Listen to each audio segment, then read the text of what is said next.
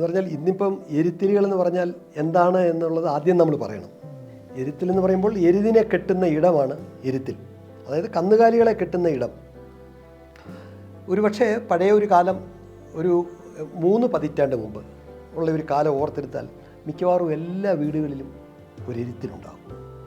ഒരു അനിവാര്യമായ ഒരു ഘടകമായിരുന്നു വീടിനോട് ചേർന്ന ഒരു എരുത്തിൽ. മാത്രമല്ല ആ എരുത്തിലിൽ 2-3 പശുക്കളും ഉണ്ടാകും.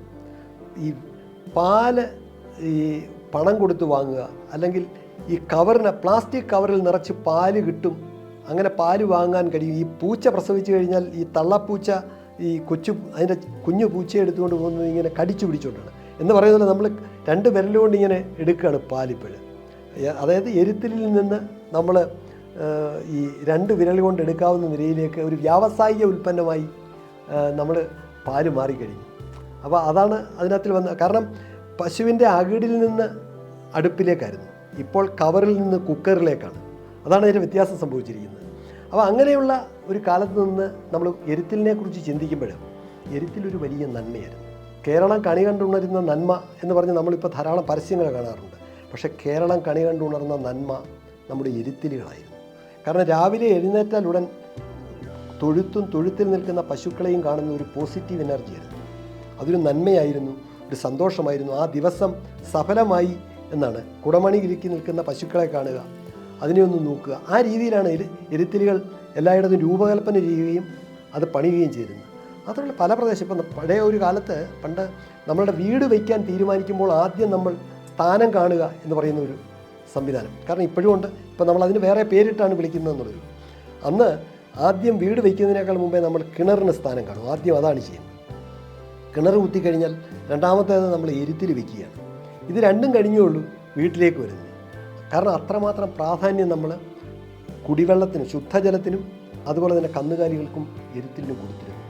അത് ആ കാലം നമ്മൾ ഓർത്തെടുക്കുമ്പോൾ അതിനകത്തിൽ ഒരുപാട് നന്മകളുണ്ട്. എരുത്തിലുകൾ ഇല്ലാതായാൽ എന്ത് സംഭവിക്കും എന്നൊരു പക്ഷേ നമ്മൾ ഇപ്പോൾ ചോദിച്ചേക്കാം. അതിൻ്റെ ദുരന്തങ്ങളാണ് നമ്മളിപ്പോൾ ഏറ്റുവാങ്ങുന്നത്.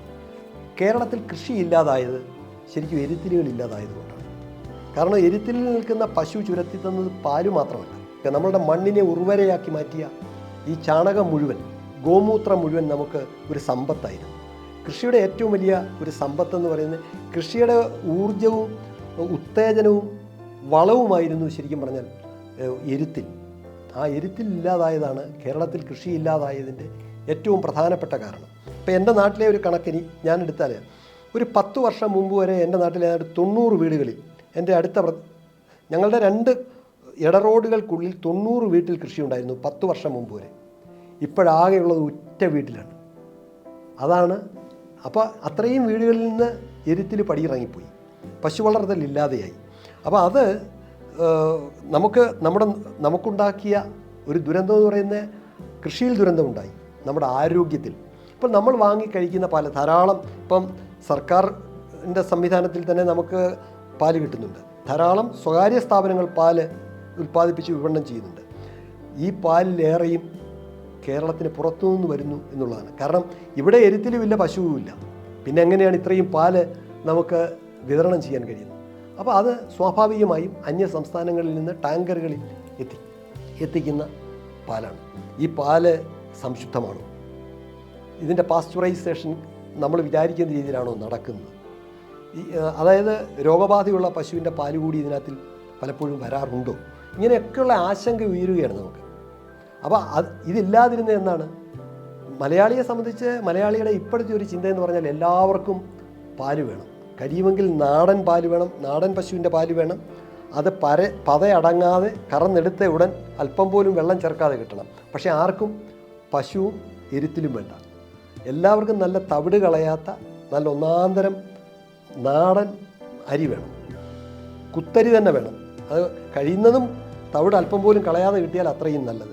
പക്ഷെ നമുക്കാർക്കും വയലും വേണ്ട, നെല്ലും വേണ്ട. എല്ലാവർക്കും നല്ല ചുവന്ന കരുവുള്ള നല്ല ഒന്നാന്തരം നാടൻ കോഴിമുട്ട വേണം. പക്ഷെ ആർക്കും കോഴിയും വേണ്ട, കോഴിക്കൂടും വേണ്ട. ഇവിടെയാണ് നമ്മുടെ പ്രശ്നം. നമുക്കെല്ലാം നല്ലത് വേണം, പക്ഷെ നമുക്കിതിനൊന്നും അധ്വാനിക്കാനും മെയ്യനങ്ങാതെ ഇതെല്ലാം നമുക്ക് കിട്ടണം. പണം എത്രയോ ആയിക്കോട്ടെ, ഇതാണ് നമ്മുടെ ചിന്ത. അപ്പോൾ ആ ചിന്തയാണ് നമ്മുടെ എരുത്തിലില്ലാതാകാനുണ്ടായ സാഹചര്യം. ആ എരുത്തിലില്ലാതാകുന്നതിൻ്റെ ഒരു പ്രധാനപ്പെട്ട കാരണം പറഞ്ഞാൽ ഞാൻ തന്നെ ഒരു ഉദാഹരണമാണ്. അപ്പോൾ എൻ്റെ വീട്ടിൽ എരുത്തിലുണ്ടായിരുന്നു. അപ്പോൾ ആ എരുത്തിൽ നിന്ന പശുക്കൾക്ക് പേരുണ്ടായിരുന്നു. എൻ്റെ അമ്മ ഒരുപക്ഷെ ഞങ്ങൾക്ക് ഭക്ഷണം തരുന്നതിന് മുമ്പേ അതിന് ഭക്ഷണം കൊടുക്കും. അവയുമായി സംസാരിക്കും. അമ്മ മൂകമായി അവയുമായി സംസാരിക്കാറുണ്ട്. കാരണം ഇപ്പോൾ പാല് ചുരത്താത്ത ദിവസം അതിനോട് അമ്മയും പശുക്കളുമായി ഒരു വർത്തമാനമുണ്ട്. ഇതൊക്കെ ഇപ്പോഴും എൻ്റെ മനസ്സിൽ ബാക്കി നിൽക്കുകയാണ്.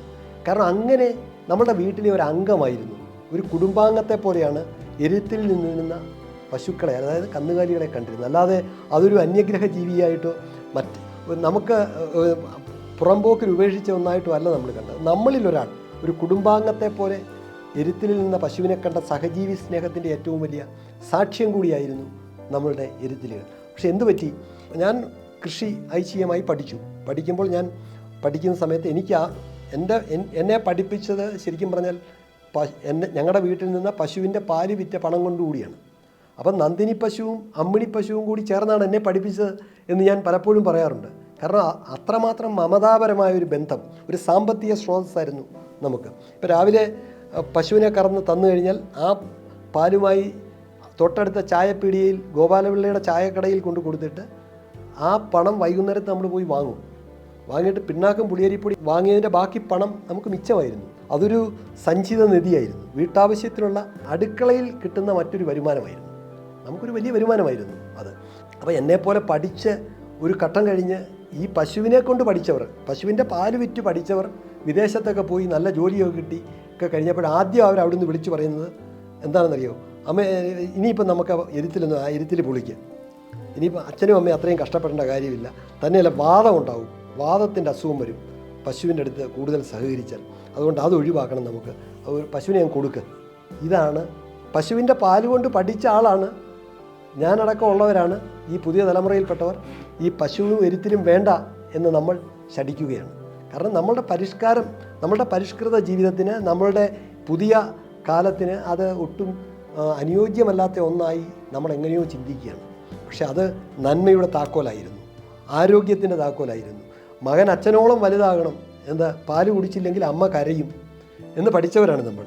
അപ്പോൾ ആ രീതിയിൽ നിന്ന് മാറി ഇപ്പം നമുക്ക് മറ്റു പല സ്ഥാപനങ്ങളുടെയും പാലുകളുടെ പരസ്യമാണ് കുട്ടികൾ കാണാതെ പറയുന്നത്.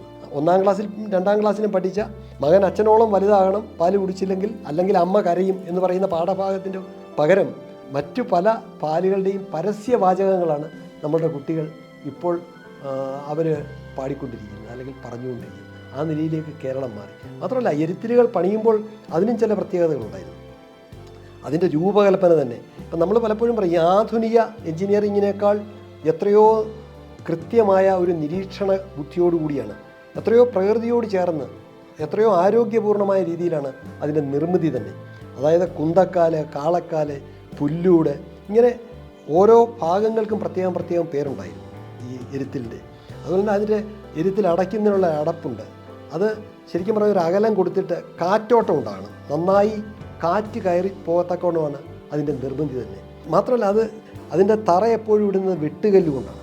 കാരണം ഇതിൻ്റെ കുളമ്പ് രോഗവും മറ്റ് അസുഖങ്ങളും ഉണ്ടാകരുത്. ഈ ഗോമൂത്രം അടക്കം ഗോമൂത്രം അത് വീണാൽ ഉടൻ തന്നെ സ്വയമേവ ഒരിച്ച് പുറയിലേക്ക് മാറണം. അതിന് പ്രത്യേകം അവിടെ ഒരു കുഴിയും കാര്യങ്ങളും ഉണ്ടാക്കിയിരുന്നു, അത് ശേഖരിക്കുവാൻ വേണ്ടി. ഒട്ടും അവിടെ കെട്ടി നിൽക്കില്ല. മാത്രമല്ല അതിൻ്റെ കാളത്തിണ്ണ, എരുത്തിലിൻ്റെ തിണ്ണയ്ക്ക് നമ്മൾ ഒരല്പം സ്ഥലം ഇട്ടിട്ട് അവിടെ അതിന് കാളത്തിണ്ണ എന്നാണ് പറയുന്നത്. കാളത്തിണ്ണയ്ക്ക് ഇരുന്നാണ് എല്ലാ കാര്യങ്ങളും നടന്നത്. ഇപ്പം ഈ പിഴുപുളി കൊണ്ടുവന്നാൽ അത് വീട്ടിലുള്ളവർ ചേർന്ന് അതിൻ്റെ കുരു കളഞ്ഞ് കുത്തിയെടുക്കുന്നത് ഈ കാളത്തിണ്ണയ്ക്കിരുന്നാണ്. വീട്ടിൽ പണിയെടുക്കാൻ വരുന്നവർ ഒരുമിച്ചിരുന്ന് ഭക്ഷണം കഴിക്കുന്നത് വിശാലമായ ആ കാളത്തിണ്ണയ്ക്കിരുന്നാണ്. ചക്ക കൊണ്ടുവന്നാൽ ചക്ക അത് വെട്ടി ശരിയാക്കി അത് സംസ്കരിച്ച് അതിൻ്റെ ചുള മാറ്റി അരിഞ്ഞെടുക്കുന്നത് ഈ കാളത്തിണ്ണയ്ക്കിരുന്നാണ്.